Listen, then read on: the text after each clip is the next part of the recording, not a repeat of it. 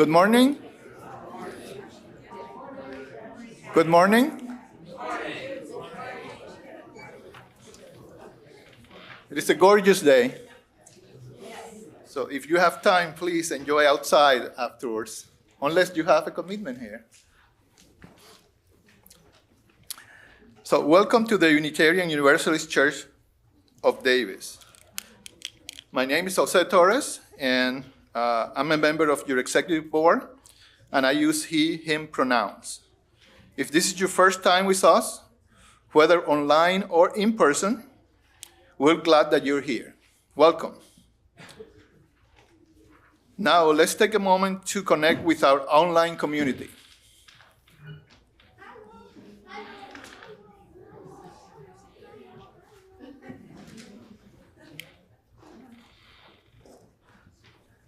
Okay, so now is the time that we greet one another, and we do that very briefly, and we're going to have plenty of time after the service. We have a whole place there to have conversations that are deeper, and for coffee hour and some food. And so please, when you hear the music, find your seat again. So you're free to move around. So the music is inviting us back, or it did, so it was great. As you settle in, a reminder that our digital bulletin contains all the announcements for the week. So we used to have them here, but it takes too long. We have a lot of things going on. There's a committee for everyone, every interest. So if you look at the bulletin, also you will see the announcements, and our welcome host can help you access it. So now we have a brief kit by Susan and Jacob.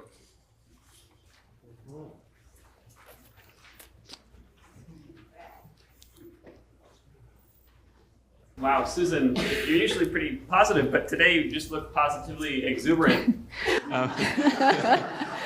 Yeah, I'm feeling so happy. Our last Hymn Sing Tuesday went so well. We had so many more people. We actually had an 800% increase in attendance. Wow. Wow, that's incredible.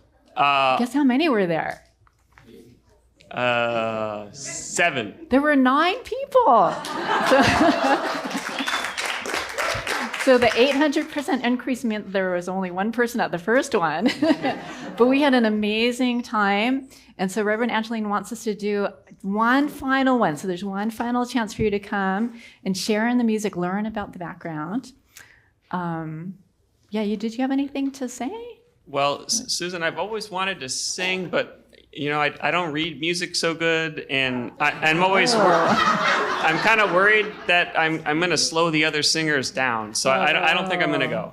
Yeah, I don't think that's you, Jacob, but I think other people have said that. And don't worry, you can come along. We're going to go over it. You can learn it by ear. I'll point out some simple things to help you use the sheet music for landmarks.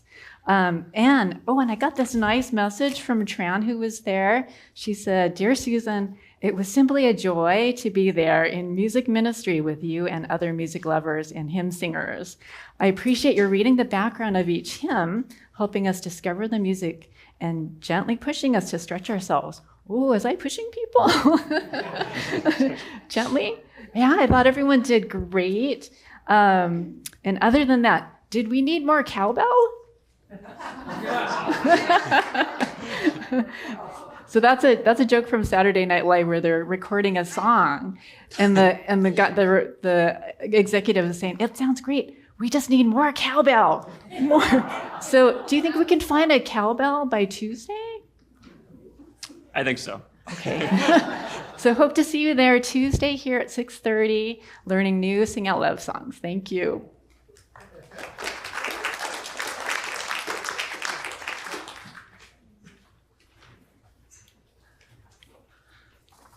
Thank you very much, Susan and Jacob. That was excellent. I tried to convince some people to go.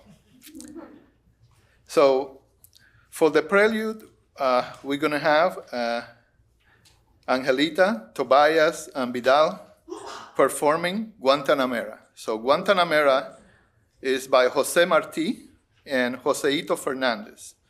This song expresses love for Cuba and solidarity with the poor people of the world. Guantanamera has been sung in struggles for peace and justice across Latin America and the US.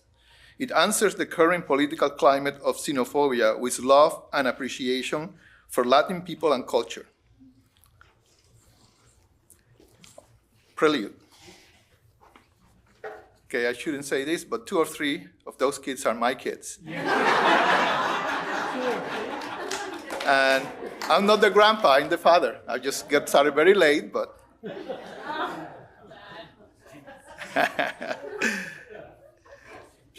So each week we add to our story to the rich tapestry of stories that have unfolded on this land. For thousands of years, this land has been home of the Podmin people, including the Yohudechi Winton nation today. The Podmin people have remained committed to a stewardship of this land over many centuries. It has been cherished and protected as elders have instructed the young through generations. We are honored and grateful to be gathered here today on their traditional lands. Let us carry this awareness of connection into our time together.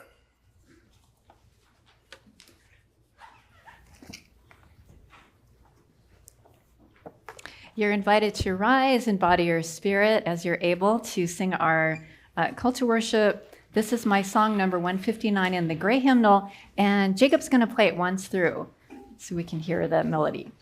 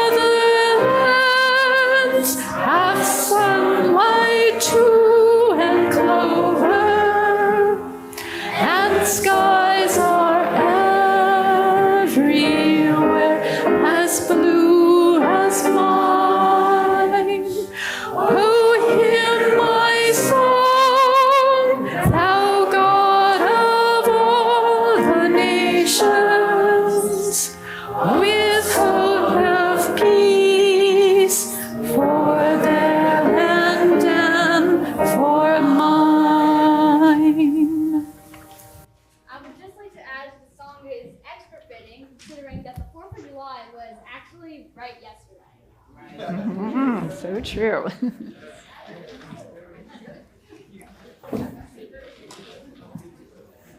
Good morning. I am Leanne D'Amato Raymond. I'm your worship associate today, and I'd like to welcome you this lovely morning. First, a brief announcement.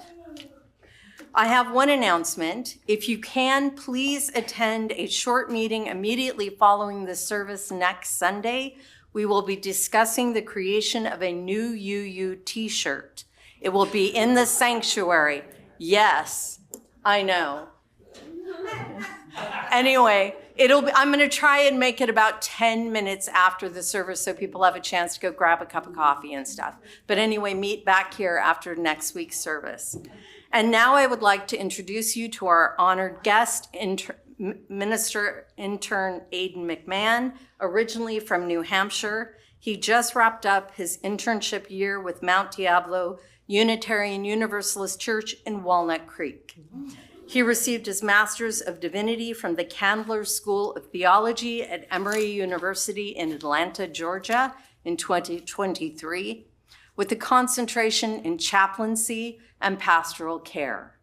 Over this past year, he has taught classes on biblical literacy, given lectures on Christian nationalism, and facilitated workshops on addressing religious trauma. Aiden counts among his largest influences the fields of queer liberation and process theology, as well as psychology and sociology. He will soon be returning to the East Coast to participate in the UUA's new ministerial residency program. And if anybody wants to ask him after the service what that program is, he will be here. We light this chalice in the warmth of the summer, surrounded by love and the desire to be together, uplifted by our shared beliefs and held by our joy in each other's presence. Please rise and body your spirit to sing Guantanamera.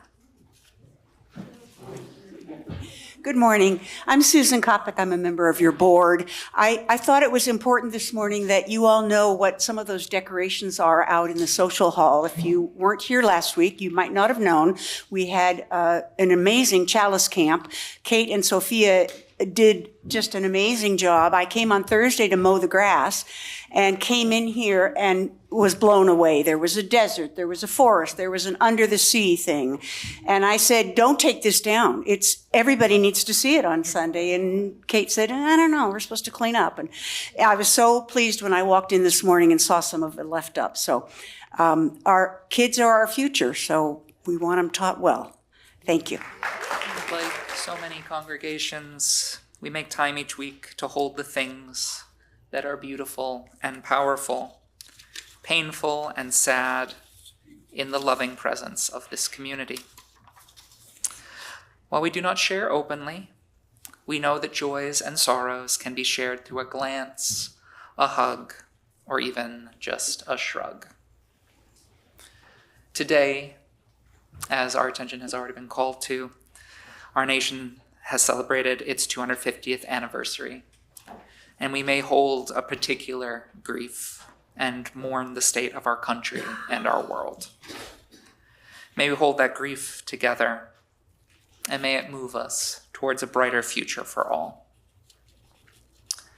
However we may share the ups and downs of our lives, we take time to light candles of joy and sorrow, knowing that the life and experience of every person matters, and together our lights shine brighter.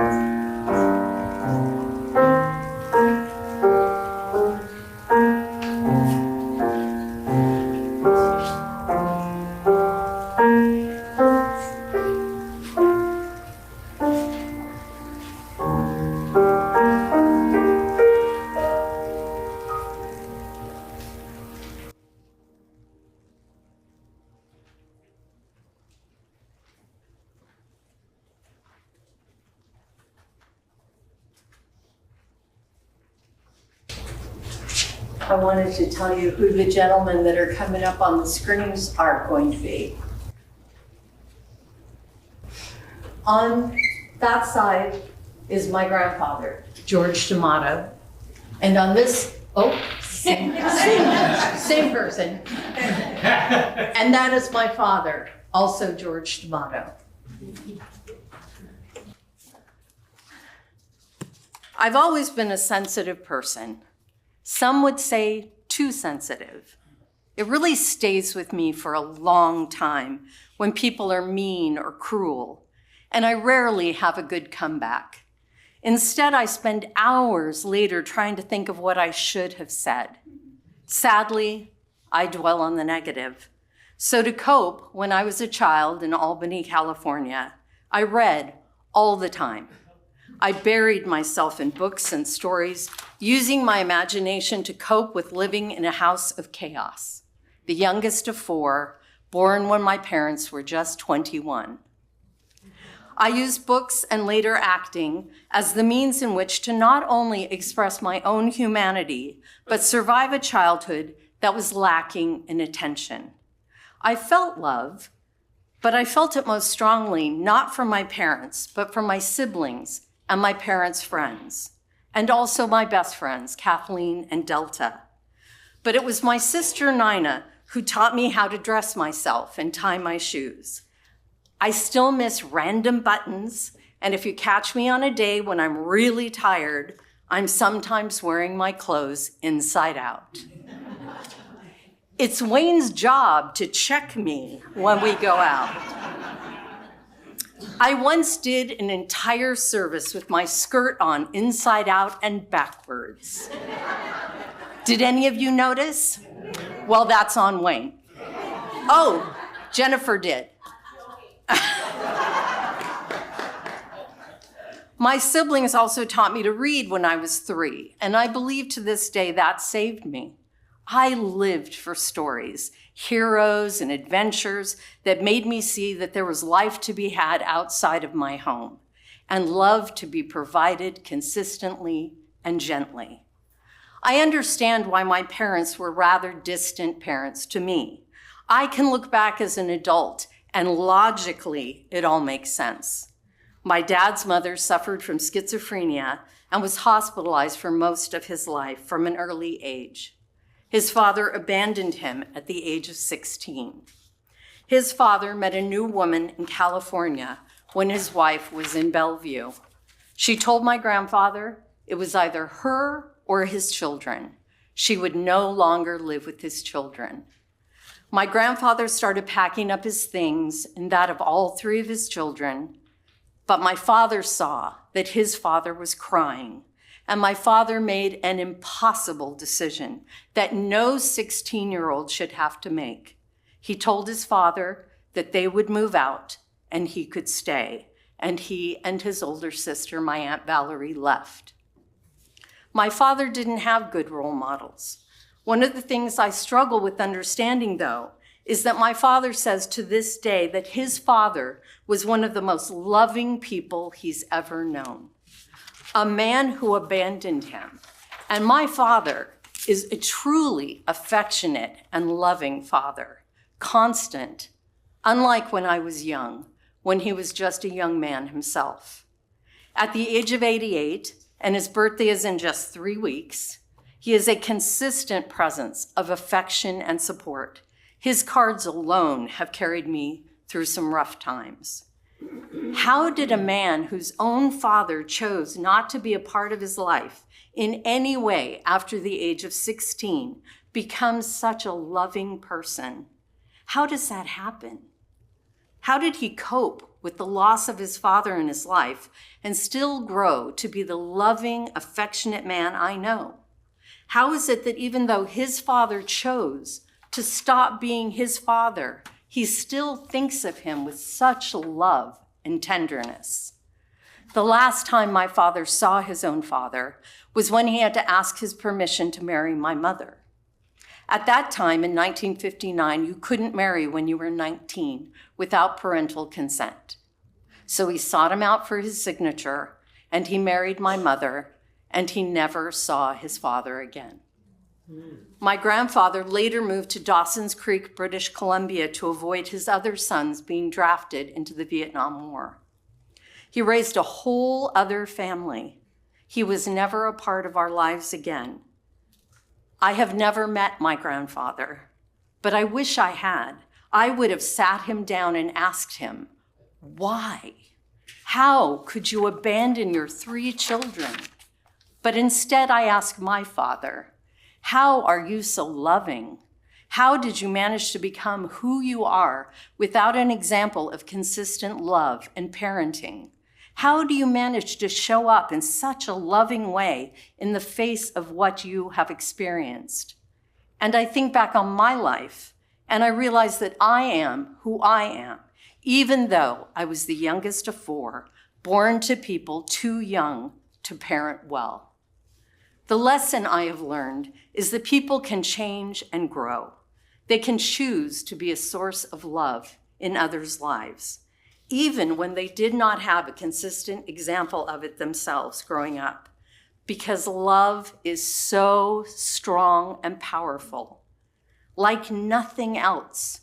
So I say, choose love. The ability to love, the need to love, and be loved is a strength. It's human. It's in all of us, even in my absent grandfather, in my loving father, and in me.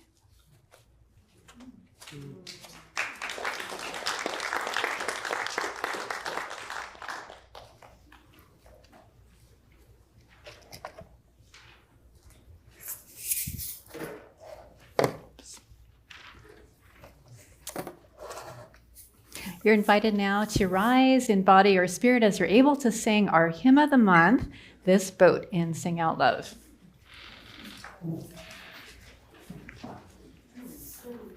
And it will feature Jacob on the guitar.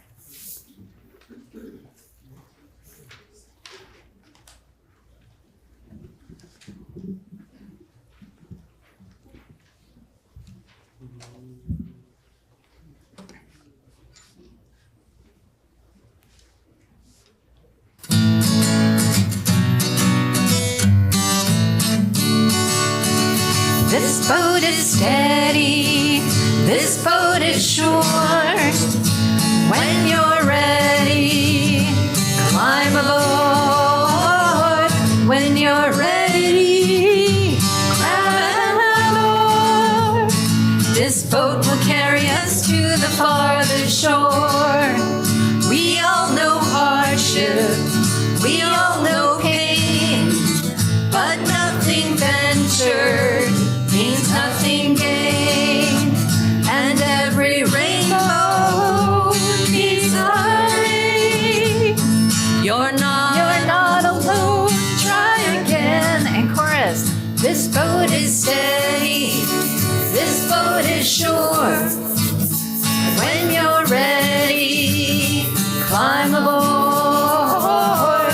When you're ready, this boat will carry us to the farthest shore. Even if you've been tempest-tossed, even if you feel that all is lost, you've heard the thunder roar, had a look at heaven's door. If you're sinking like a stone, this boat will carry you home. And chorus, this boat is steady, this boat is sure. When you're ready, climb aboard. When you're ready, climb aboard. This boat will carry us to the farthest shore. in this boat, there's nothing we can't do together, no matter the weather. No matter that the charts aren't ours, we will navigate by our stars. And chorus. This boat is ready, this boat is sure. When you're ready, climb aboard.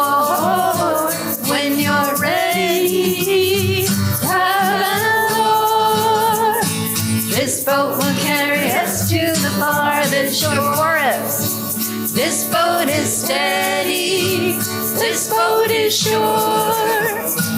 When you're ready, climb aboard. When you're ready, grab an oar. This boat will carry us to the farthest shore. This boat will carry us to the farthest shore.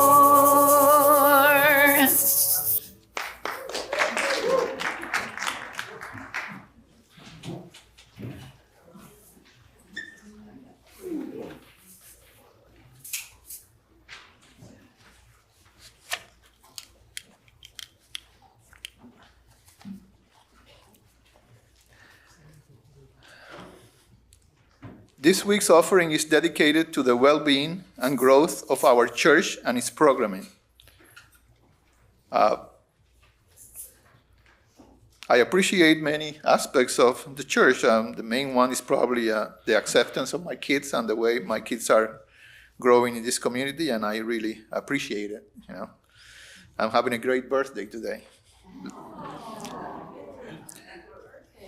Thank you very much. So there are several ways you can contribute to our offering.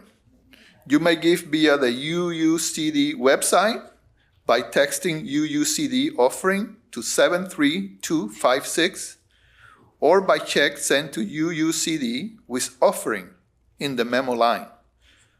Those in the sanctuary with cash or check gifts are invited to place them in the basket that is going to be passed around.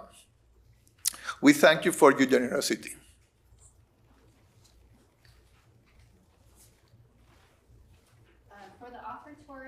I'll be playing Shibek Shimor, which is a famous piece written by Turlough O'Carolan, an Irish harper in the late 1600s. It was inspired by two hills in Ireland where it is said that two fairy tribes had lived.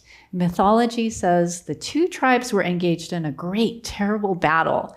It finally only ended when they were forced to unite in order to face the common danger of other approaching hostile tribes.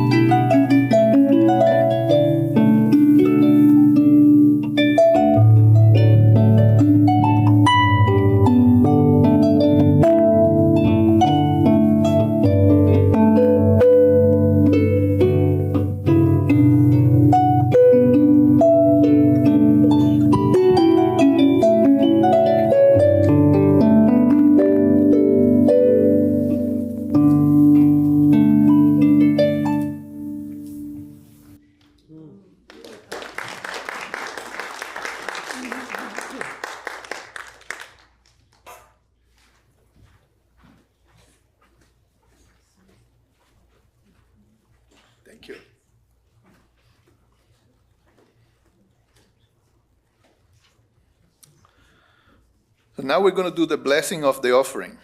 So please join me in expressing gratitude for our offering by repeating our covenant that will appear in the screen. Okay, 1, 2, 3. We give this gift for creating a spiritual community with actions based on respectful conversation, receptive listening, and open-hearted presence. Thank you very much.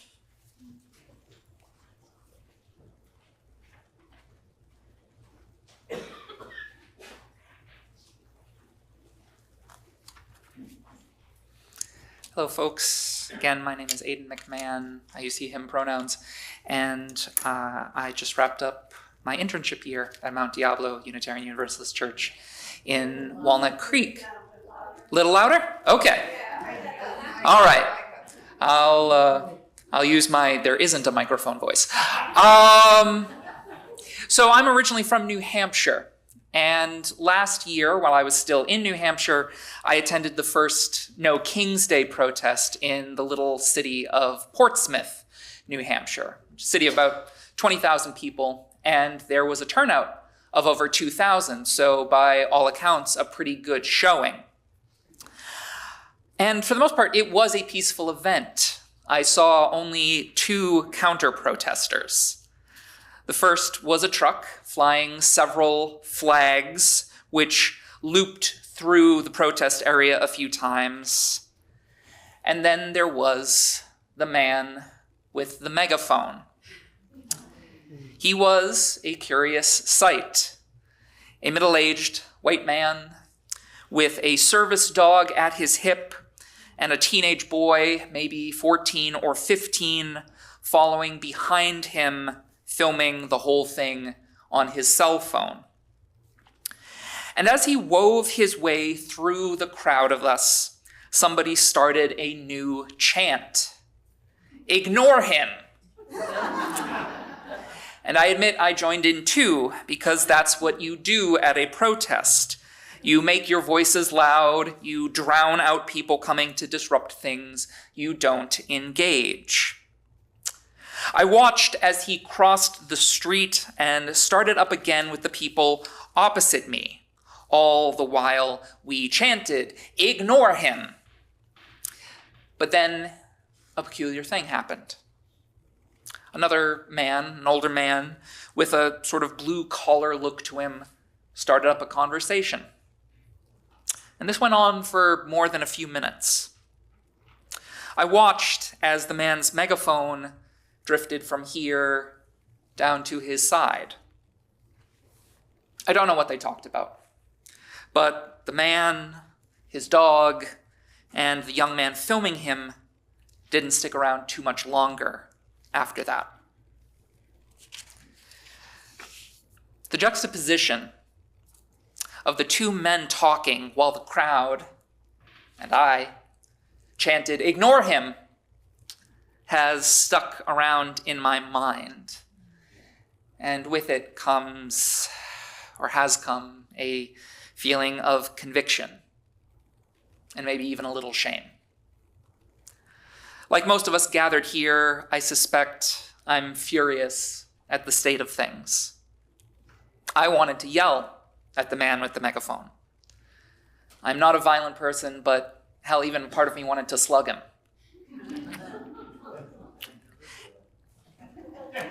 And he might have wanted that too. I heard several people in the crowd murmuring that's maybe why he was filming. And even as I speak to you now, over a year later, part of me still feels as though he would have deserved it.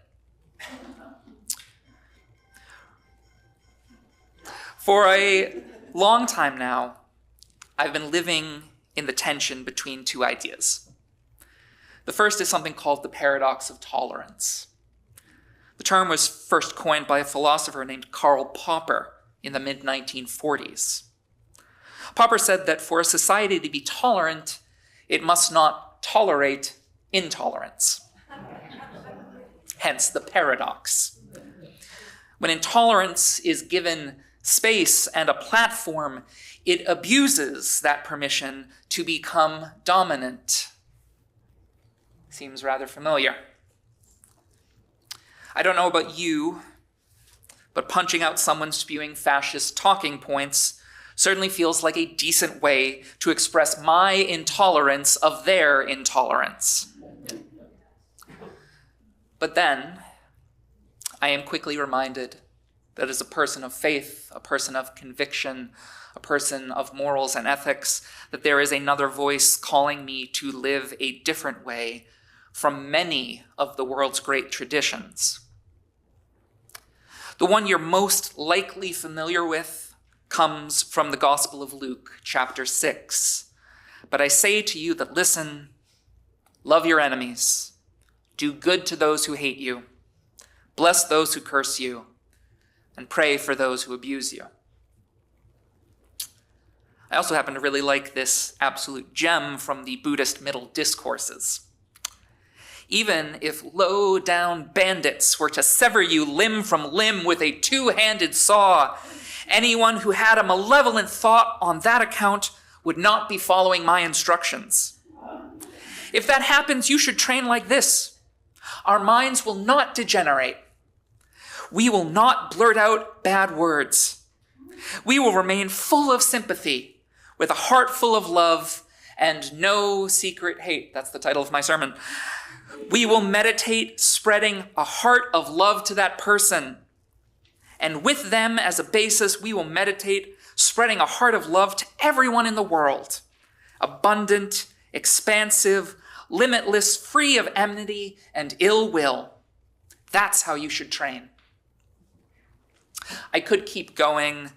Jains, Hindus, Muslims, all of the great traditions seem to have some version of this ethic in their scriptures. But to be honest, I don't know that I could find love in my heart for somebody who wanted to cut me up into little pieces, to say nothing of finding it for those who would harm the most vulnerable amongst us.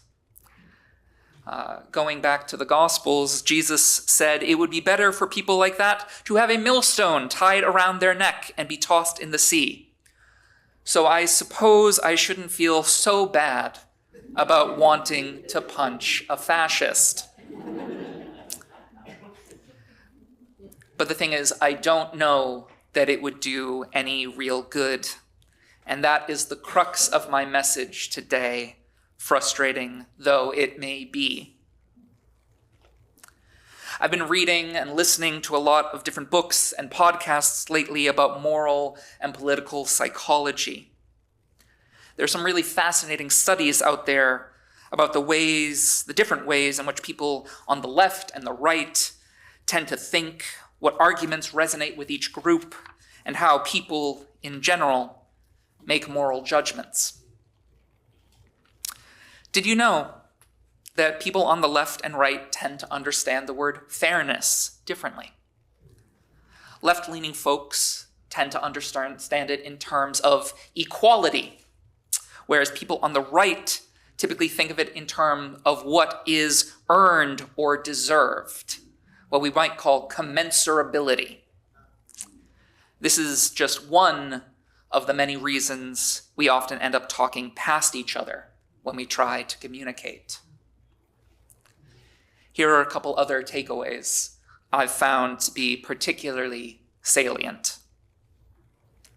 The first is that we are far less rational than we like to believe we are. Jonathan Haidt, author of the book The Righteous Mind, compares our moral decision-making to someone riding an elephant.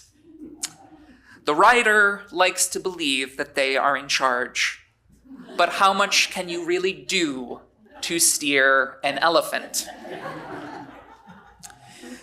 The truth is, we feel things before we think them. And then our rational mind, the rider in this metaphor, comes in after to justify them. It says of the metaphorical elephant, of course I wanted to trample that garden instead of going around it. You know, people on the right tend to say things to the effect of, facts don't care about your feelings.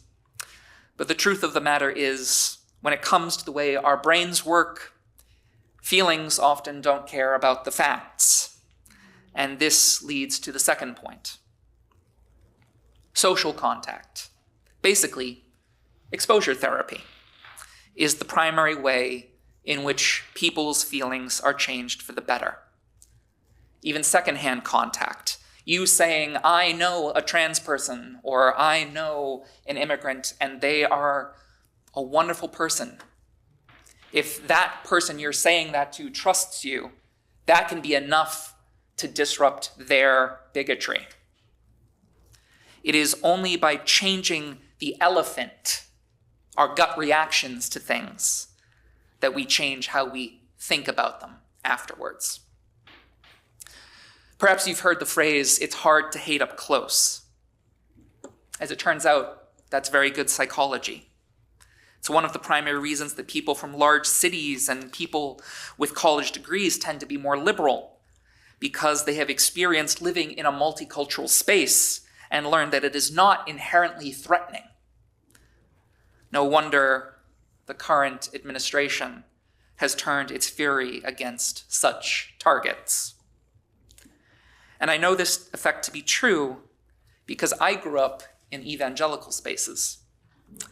I grew up being told things like the Republicans were the godly party, that abortion and gay marriage were the great moral evils of our day, and that the ACLU was doing everything it could to trample the rights of Christians and defend sinful behavior in the public square. And it was only because people were loving and patient with me that I broke out of that box in college. And now I am a UU minister in training. So when I think of that man with the megaphone, I see someone I could have become. And when I think of that young man with him, I see some echo of the kid that I was. And I am so, so glad that people didn't ignore me. Because feeling ignored is one of those things that drives people towards radicalization. Especially, it seems, when it comes to young men. I think that at the social level, the paradox of tolerance makes sense. You cannot love a mob or a cult into changing. We must have a unified front at that level, unafraid to stand up for what is right and make sacrifices for the greater good. It's at the individual level that you have to work to siphon off support. And that's where this idea, I think, of loving your enemy comes in. I know that an ever-increasing number of people have made the difficult decision to cut off contact with former friends and family members, and I'm seeing heads nod here. And I wonder how many of you in this room have had to make that choice. Some of you, I suspect, have had to do it because you felt those people were a very real threat to your safety. And because of this, I cannot, in good conscience, give everyone here the same counsel. Some of us, however, can be like that other man at the protest. We can choose not to ignore the people we vehemently disagree with. It will not be comfortable. But as my first UU mentor, Reverend Terence Strauss, liked to say, comfort is not a spiritual virtue. Somebody needs to pull us out of our echo chambers. I still think about the COVID pandemic a lot. I think a lot of us do, and the ways in which it has shaped our society for the worse. And one of the worst things I think it did was how it forced so many of us to be perpetually online.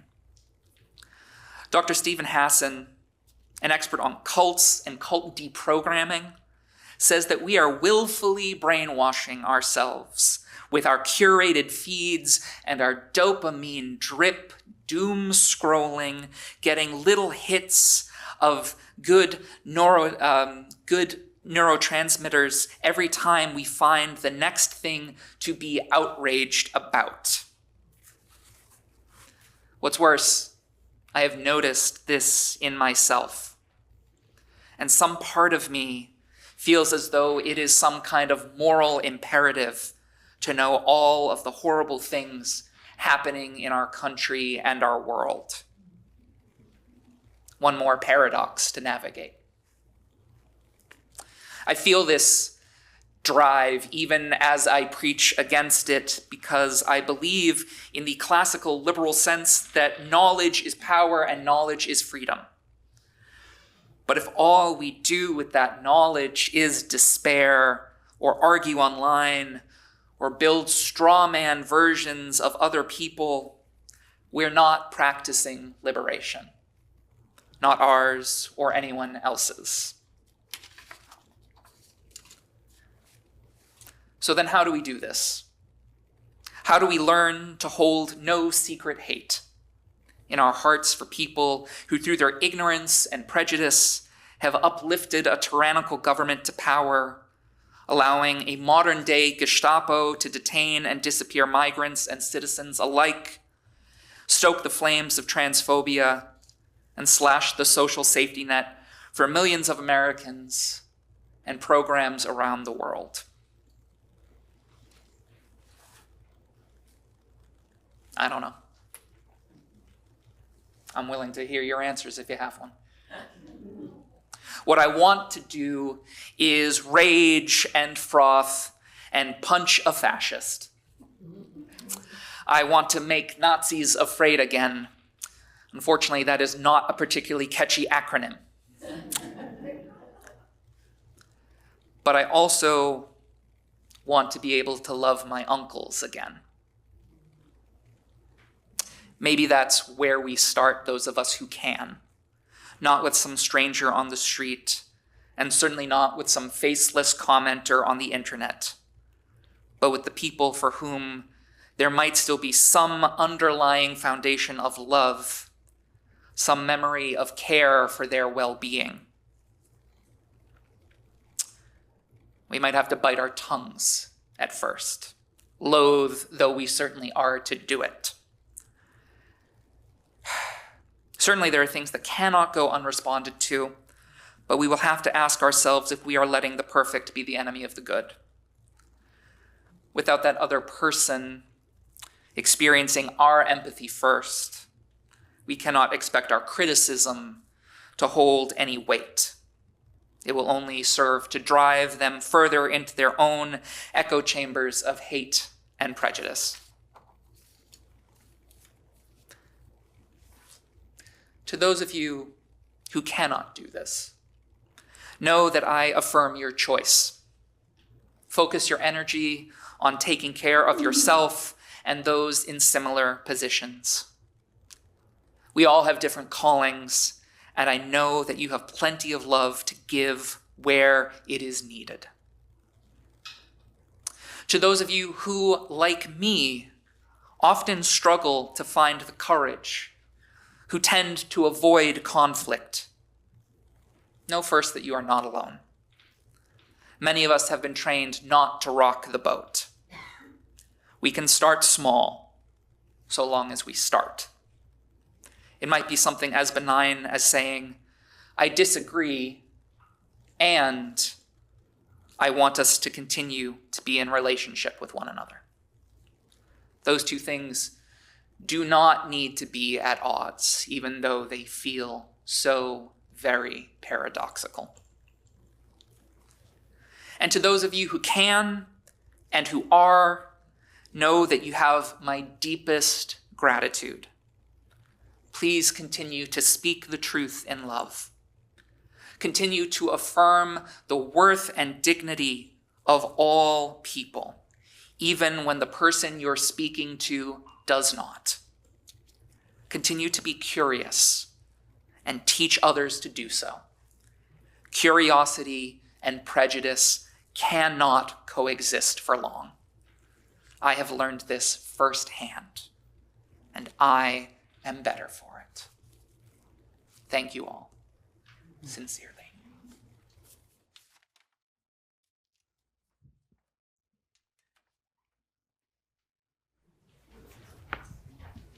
You're invited now to rise in body or spirit as you're able to sing our closing hymn, Building Bridges, number 1023 in the Teal hymnal. It's also in Sing Out Love.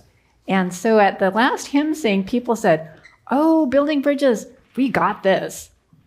Okay, great. So we're going to sing it as a round then. So once in unison and then twice as a round, 1 and 2.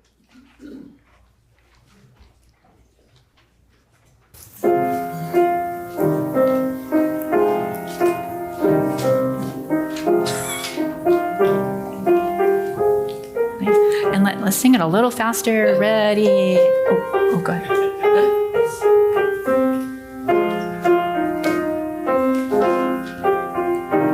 And building bridges between our divisions, I reach out to you. Will you reach out to me? With all of our voices and all of our visions, friends, we could make such sweet harmony. Building bridges between our divisions. Building bridges between our divisions. All of our voices and all of our visions. Friends, we could make such sweet harmony. Building bridges between our divisions. I reach out to you. Will you reach out to me? With all of our voices and all of our visions. With friends we could make such sweet harmony. Friends, we could make such sweet harmony. And please remain standing.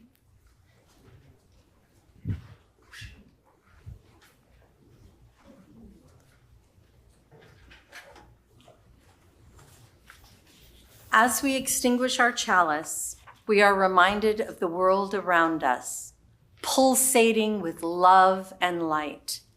Go now and be that light. Carry it to others, for light shared with the world can never be extinguished.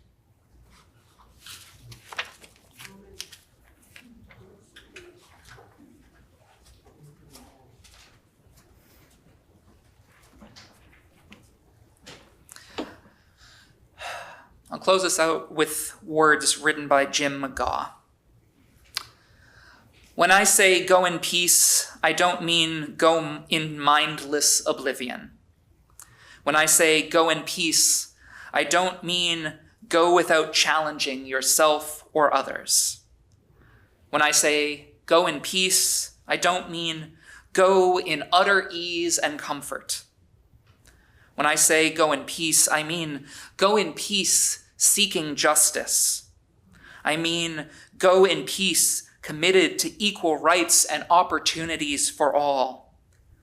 When I say go in peace, I mean go in peace that is created when together we build communities of true solidarity, deep compassion, and fierce, unrelenting love. Go in peace. Amen.